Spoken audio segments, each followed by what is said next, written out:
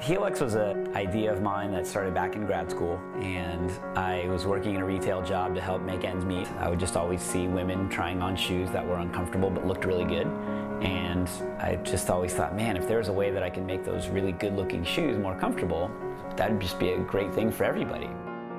What I always wanted for myself and for Heeluxe in coming into the shoe industry was to really change things that would make better shoes for the people of the world. So I thought that there was a great opportunity to break down some barriers, coming up with new innovations that would be as good as possible for the human foot. When Heeluxe first came out, there was this huge pressure to try and gain entry into this community that we'd never really been a part of before. And it was all just done in a tiny shed in the back of an apartment building that had like a single light bulb and no real workbench, but it's just what I had to be able to start with.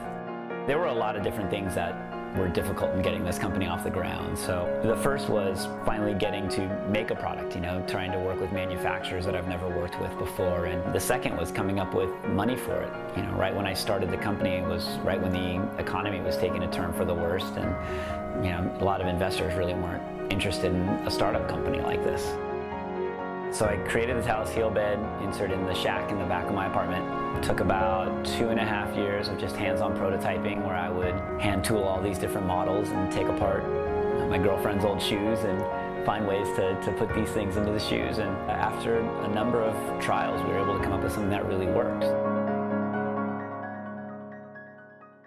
When you look at the big turning points and what happened with Heeluxe and how did the company actually start becoming successful, Heeluxe was run out of a tiny shed, then it moved into a garage, and finally everything was getting so big and demand for what we were doing was getting so big that I had to open up our own facility.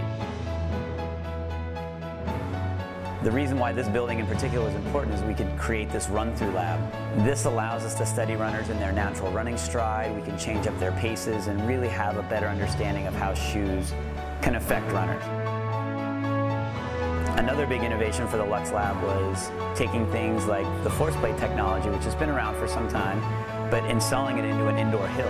And that way we can study what's happening with hikers when they're going up or downhill, or runners when they're going up and downhill. We've also done a lot of things like using the remote-controlled camera to follow runners and walkers when they're coming through the lab. That allows us to study their joint angles throughout their entire motion. The TechScan F-Scan system allows us to see how the foot is interacting with the shoe. With our blood lactate monitoring system, we can study how shoes can make it easier for you to walk or run. I'm really excited that Heeluxe is able to work with really big-name shoe companies and that we have this great partnership with them, and we can take all this data that we're going to get, sometimes over 25 to 30,000 points of data in a month.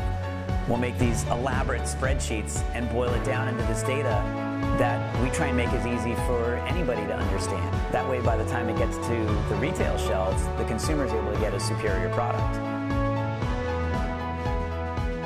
Our goal at Heeluxe is that when you look in your closet, we want every shoe in there to have been designed or tested by Heeluxe, so that way you can have good foot health for a lifetime.